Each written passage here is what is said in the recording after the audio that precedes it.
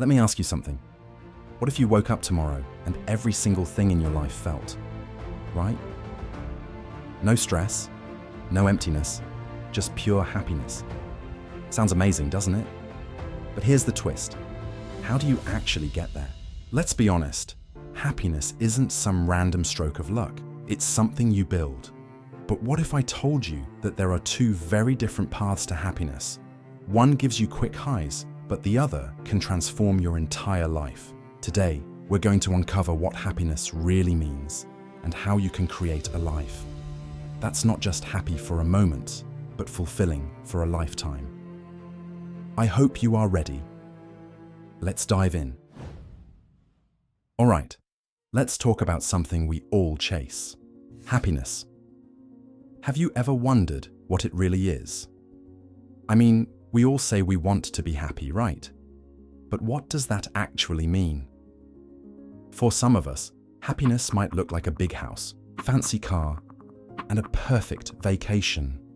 For others, it's just being able to wake up without stress, spend time with family, or feel at peace. It's different for everyone. But here's the thing. Happiness isn't just about feeling good in the moment. It's not just those highs that come and go. Real happiness, lasting happiness, comes from more than just the stuff we do or the things we own. It's about living a life that feels right. It's about finding joy in the little moments while building something meaningful over time. So, as we dive into this, I want you to think about this question. What does happiness look like for you? Not for your friends, not for Instagram, for you. What makes your heart feel full? Because figuring that out is the first step to creating a happy life. Okay, let me tell you about a guy named Jack. Jack's the kind of guy who's all about enjoying life. Every Friday night he'd treat himself fancy dinners, the latest gadgets, you name it. He lived for the weekends, always out at parties, or going on spontaneous trips. And you know what? From the outside, his life looked amazing. People envied him, he always seemed so happy. But here's what they didn't see.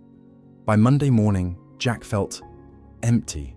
He'd have this great time on Friday and Saturday, but by Sunday, it was like all that joy had vanished. Jack started noticing a pattern. No matter how much he treated himself, the happiness never lasted. It was fun in the moment, sure, but the minute the party ended, so did the joy. Sound familiar?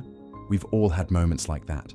Maybe it's when you buy something new, go out for a fun night, or spend hours scrolling through social media.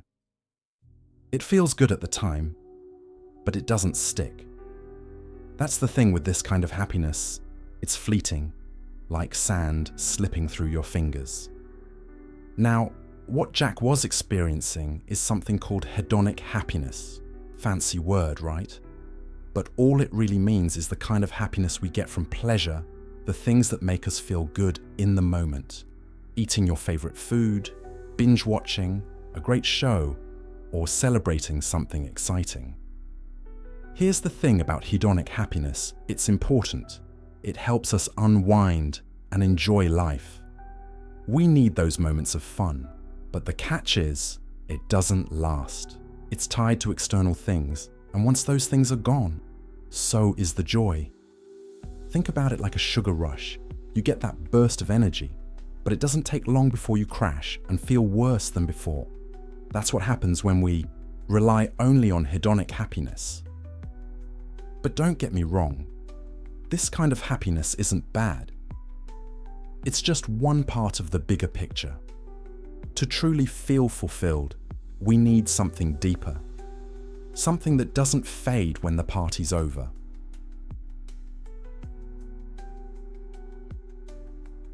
Now let me tell you about Sarah. Sarah's happiness didn't come from wild parties or luxury items. It came from something else entirely. Every Saturday, she volunteered at a community center, teaching kids how to read. Now, this wasn't easy.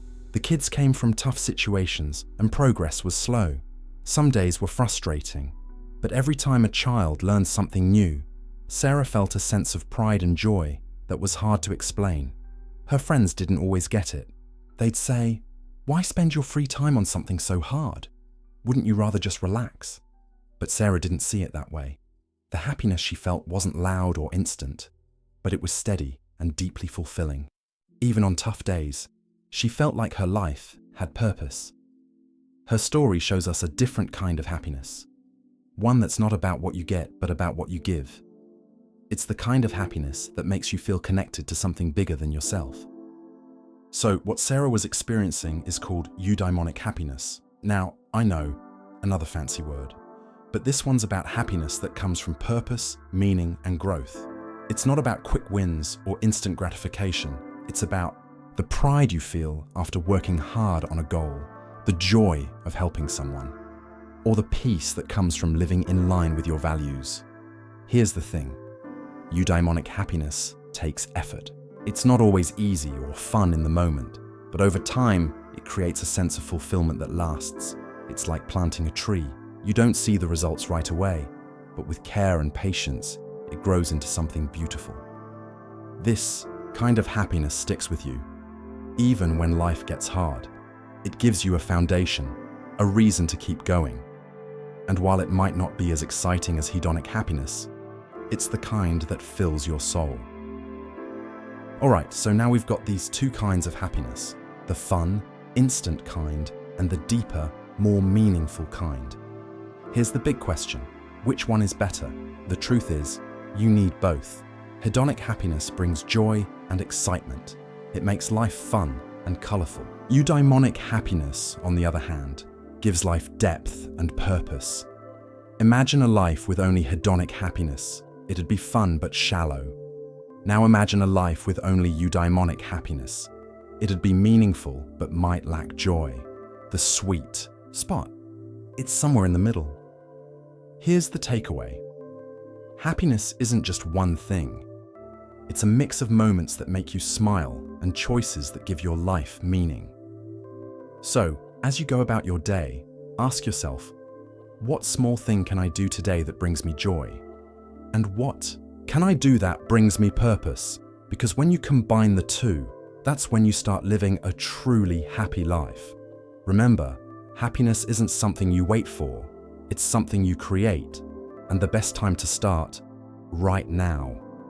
See you with another meaningful video. Don't forget to subscribe to my channel. Leaving a like and comment is appreciated. It makes me happy.